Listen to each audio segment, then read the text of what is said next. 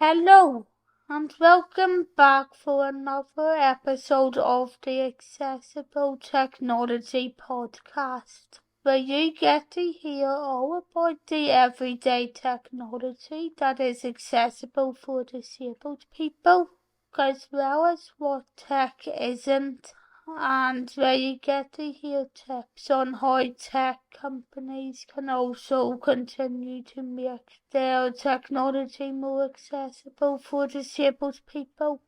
My name is Phoebes, and I am a wannabe technology journalist who is interested in talking about how technology is becoming more accessible for disabled people and writing about how it can get even more accessible while also being paralysed from the neck down. This podcast is available to listen to on Apple Podcasts, Amazon Music Audible, and Spotify. So if you like what you're hearing, please do consider giving it a follow and sharing it if you know someone else who would be interested. In today's episode, I'm going to be documenting my thoughts on why I found the PS4 disappointing as far as accessibility goes, which I did do previously in a video that I originally uploaded to the YouTube channel on the 16th of August 2019. Which, of course, people will recognize a wee bit of the audio from, and there will also be a couple of sound effects in this as well. But just before I get round to the review included in this episode, I just wanted to add a couple of additional notes in about everything that I want to say about the PlayStation in general, especially in relation to where the platform is now. And in relation to a bit more news that has come out about future PlayStation technology that has only been announced in the last few weeks. And I just want to get this all out there so I don't seem as biased for one platform. Sorry, Xbox. I'm just going to have to ask you to move over a wee bit. First of all, I know the PS5 is part of the current console generations, but with the PS4 now being counted as an older console, yes, it's hard to believe that now, and therefore being down in price, with some versions going for £165 to £259, while most PS5 consoles cost between £469 to £524 or £539. It's worth just talking about it as a cheaper console. Secondly, I am delighted that PlayStation in recent weeks have announced Project Leonardo, which, if you aren't in the know, is an adaptive controller for disabled gamers that Sony is in the middle of making. And as such, while I am not totally sure I will ever stop gaming on my Xbox after the console is released, I have decided that if there's a way for me to try out the adaptive controller that they are making, I will at least try it out, and I will even go so far as to try and rent in a PS5 so I can see how well it works.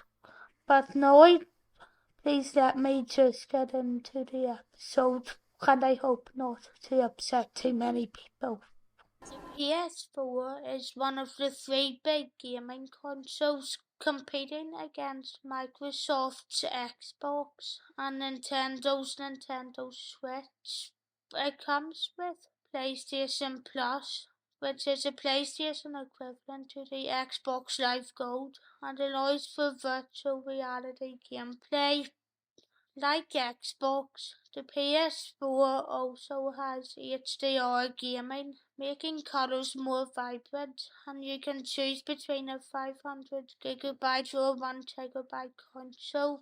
The box that the PS4 comes in has a picture of the PS4 on front, with information about it on the back and bottom. Inside, you get a black PS4 console, a dual stock 4 controller, a mono earbud headset, a USB cable, and an HDMI cable. It also comes with a 30-day trial for PlayStation Plus and Music Unlimited, and a voucher for the PlayStation Store. Also coming with two USB 3.0 ports on the front. It has others at the back for power, HDMI out, optical audio out, AUX and Ethernet. PlayStation was still to release an adaptive controller, but you can go into the accessibility features where you can change what buttons you need to make it more accessible. So what do I think about the PS4 overall? The PS4 is good if you're into the best graphics and effects, and it's accessible to people who can move their hands and accessible enough to those who only have a small physical disability. However, while I am happy with them adding the ability to change the actions you can't do in the accessibility features, I would love it if they could copy Microsoft's example in releasing a different kind of adaptive controller.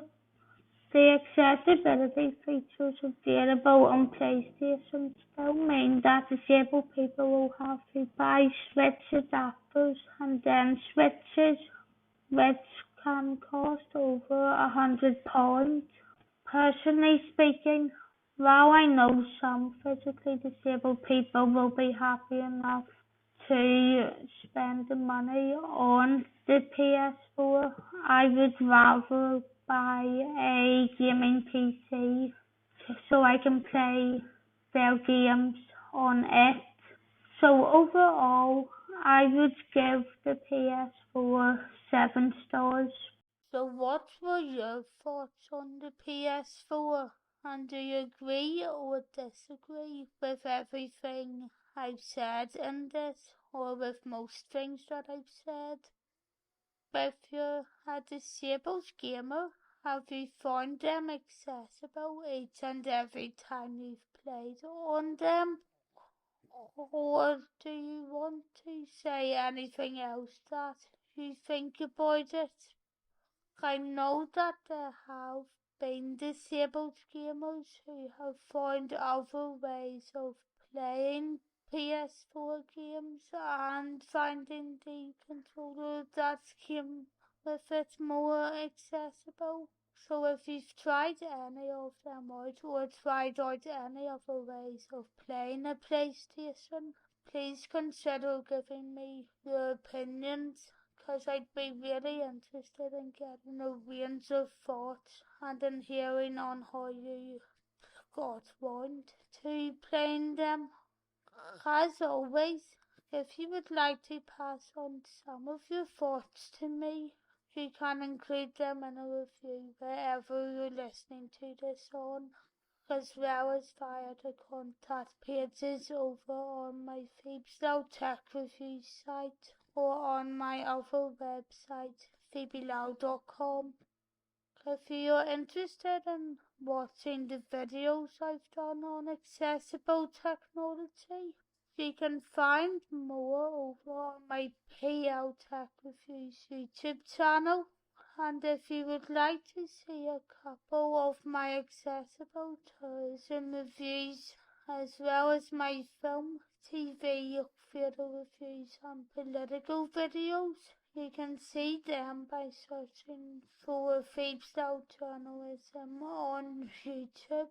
However, if commenting on a website or a video isn't something you would be up to, you can also support the podcast by going over to the Phoebes Loud Buy Me a Coffee page, where you will have the option to give me a one-time donation or to check out other bits of exclusive content that won't be part of the actual podcast, as well as checking out various other things that I plan to upload in a store version at some point in the future.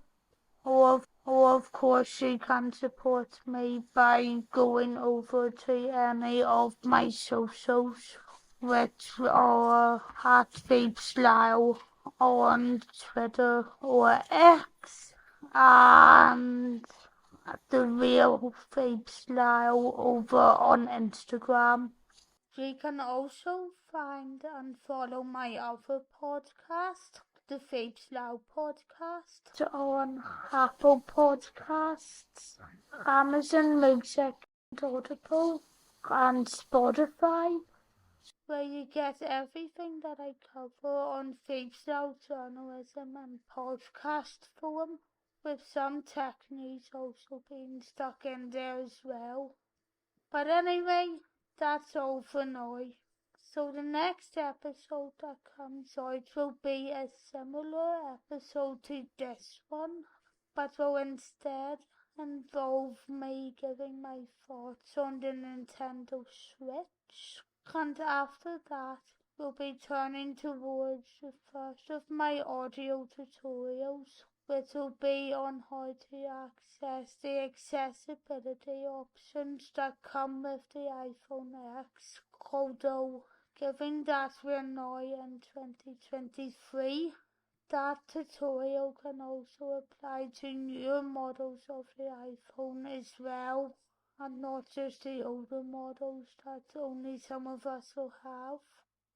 So thanks for listening to this complete podcast episode the whole way through anyway, and please follow it if you like what I'm doing.